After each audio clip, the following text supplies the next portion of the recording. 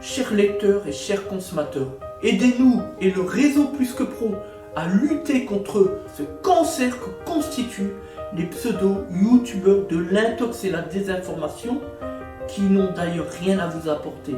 À lutter également contre tant d'entreprises frauduleuses et tant d'imposteurs qui colmatent nos métiers de l'automobile après-vente. Parce que nous on ne triche pas de calomnie, on dit la vérité. Notre objectif, rétablir le climat de confiance au travers de nos documents vidéo qui permettent de structurer le principe de transparence qui nous est si cher. Faites-nous confiance, abonnez-vous et à tout de suite. C'est Autotransact Talange, réseau Plus que Pro pour la défense du consommateur. Ce matin on est sur une Octavia Skoda Octavia, mais un modèle sport RS 170 chevaux. Donc le client, c'est un très bon client puisqu'il est venu la semaine dernière, je crois. Il a un claquement à l'arrière, évidemment. Donc c'est ce qu'on avait constaté la dernière fois, le temps de prendre rendez-vous pour pouvoir commander les pièces, etc. Parce que c'est quand même des pièces particulières, sinon vous savez qu'on est livré 4 fois par jour. Voilà, donc on va changer l'amorceur, enfin les deux amorceurs arrière. Évidemment, on ne change jamais un élément de sécurité côté par côté. Voilà, donc là vous pouvez voir l'huile qui est même pourrie, c'est comme de la gadoue, enfin de la boue, voilà. On voit bien, il y a de l'huile partout, voilà, ça fuit. Du coup, on a un petit claquement sur la route, même à basse vitesse, ça va cloc, cloc, cloc, cloc, cloc. Donc ça peut être dangereux, on parle d'éléments de sécurité, ne l'oublions pas. Donc là-dessus, c'est un petit peu comme sur le Peugeot 316, vous avez deux vis de 16, un support, et après, une fois qu'on a déposé l'amorceur, vous avez un petit écrou de 13 au-dessus à dévisser pour pouvoir libérer l'amorceur du support, puisque le support il n'est pas livré avec, c'est séparé. Et en dessous, rien d'extraordinaire, vous avez une vis, vous voyez, comme ça, donc c'est une vis du 19, 21, peu importe, voilà. Donc on va remplacer les deux amorceurs arrière, tout simplement. Il s'agit d'éléments de sécurité. Sur la question de contrôle technique, vous l'avez compris, ça, c'est un élément qui ne passera pas. D'ailleurs, à partir du moment où on a une fuite qui est telle que celle que l'on peut constater aujourd'hui, évidemment, à la dissymétrie,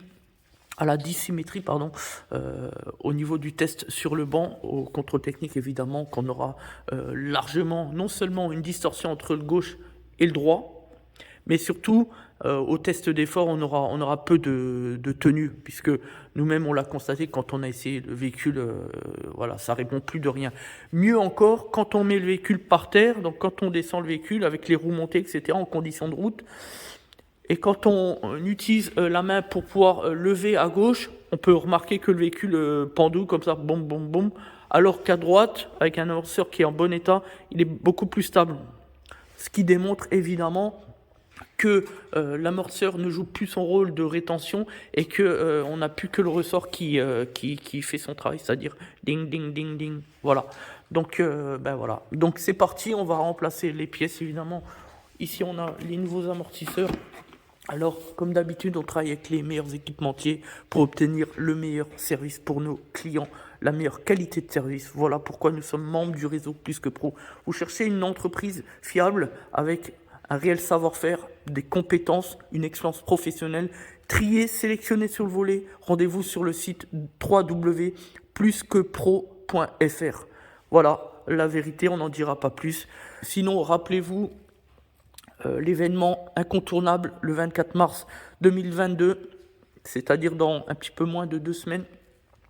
Nous allons à l'hôtel Georges V à Paris pour la cérémonie de remise des prix pour les Awards Automoto. Vous le savez, nous avons été nominés sur la question de l'engagement et de la satisfaction client, mais aussi sur celle de services équipements, notamment pour nos stratégies de dépollution moteur, dont nous sommes précurseurs et leaders depuis 2014 au secteur Grand Est et au Benelux. Merci de nous suivre et de nous faire confiance. Nos objectifs avec ces documents vidéo, c'est de montrer, mettre en avant, soulever le principe de transparence qui nous est si cher, parce que je considère qu'un grand chef d'entreprise, il doit être capable aujourd'hui en 2020, 2021, 2022 de tout dire qui il est et ce qu'il fait au quotidien pour rétablir le climat de confiance avec nos chers consommateurs.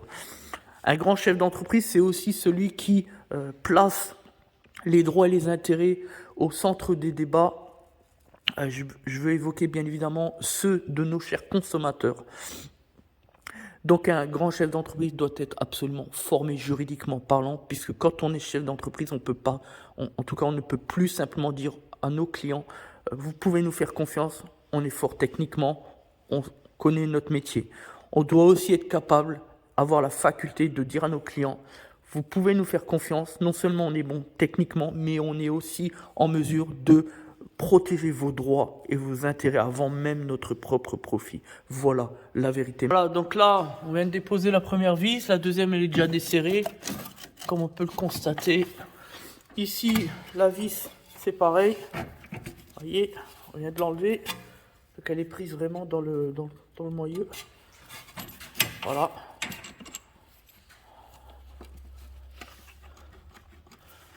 Donc maintenant, juste de desserrer la seconde vis. Alors attention, parce que là c'est un support en aluminium. Donc ici on a eu une petite alerte de corrosion. Il faut savoir que support en alu, ça peut vite casser, surtout sur des vis qui sont serrées, vissées depuis des années. Donc il faut y aller délicatement. Donc nous on a mis dégrippant à froid. Dégrippant à froid pour traiter le filetage par l'extérieur, hein, sur la vis. Et une fois après la déboulonneuse, un coup sec, clac. Et pas de souci, c'est venu bien. Donc là, on enlève la seconde vis. Donc là, ça s'est bien passé. Voilà. Voilà, simplement. Tac.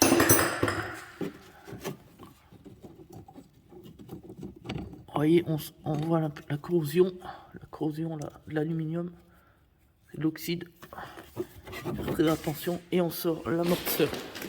Donc maintenant l'opération elle va consister à enlever ici le petit cache et là vous avez la petite vis. Voilà, donc le petit cache qui était là, l'écrou neuf,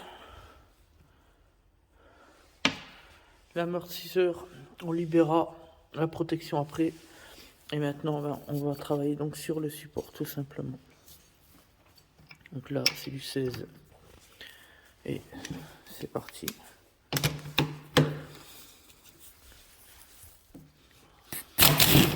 Voilà. Rien d'extraordinaire. Voilà. On y va doucement. Bon, c'est pas top. C'est pas top, mais bon, ça, c'est pas bien grave. Voilà. Maintenant on libère l'amortisseur. Alors on peut remarquer que l'amortisseur il n'a plus aucune tenue. Plus aucune tenue. Voilà. C'est vraiment... c'est mort. Voilà. Donc opération terminée. Amortisseur neuf. On a reposé l'écrou, etc. C'est bien serré. Écrou non-stop, etc. Donc voilà, parfait. Donc maintenant, on repose le cache. Voilà, c'est tout. Et maintenant, on remonte sur le véhicule, tout simplement. Voilà, donc opération terminée. On a remonté en bas, les deux vis là-haut. On a bien mis des grippants, etc. Bon, on a juste ça qui n'est pas exactement en face, mais de toute manière, lorsque le véhicule sera en appui, la partie là descendra bien en deçà. Donc voilà, pas de problème. Donc on sera vers ici.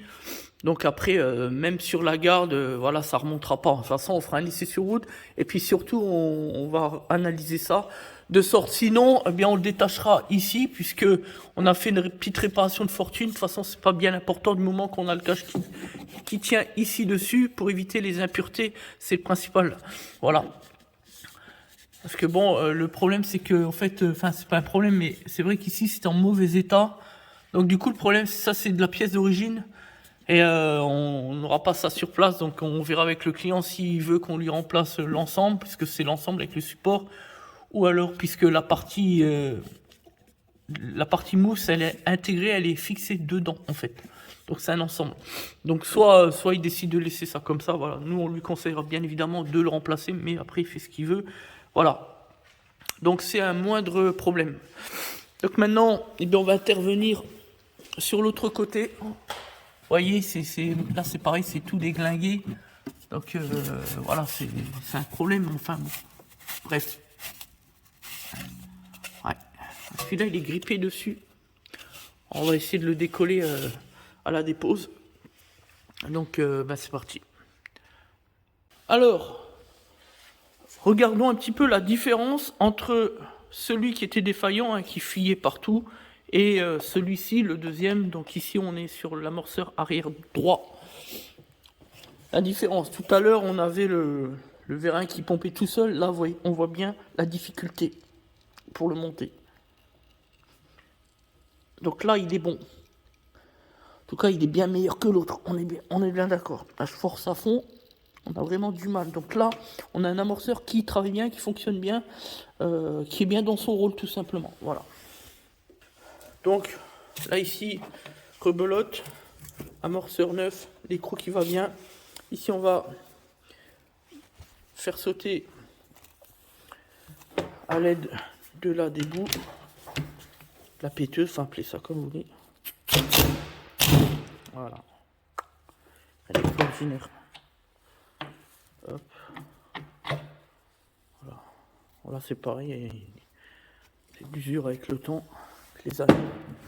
Peu importe. Voilà.